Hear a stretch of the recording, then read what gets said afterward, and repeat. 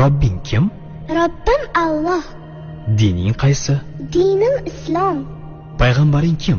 Payg'ambarim Muhammad sallallohu alayhi vasallam. Kitobing qaysi? Kitobim Qur'oni Karim. Tilaging nima? Tilagim iymon. Qiblang qaysi? Qiblam Ka'batulloh. Millating qaysi?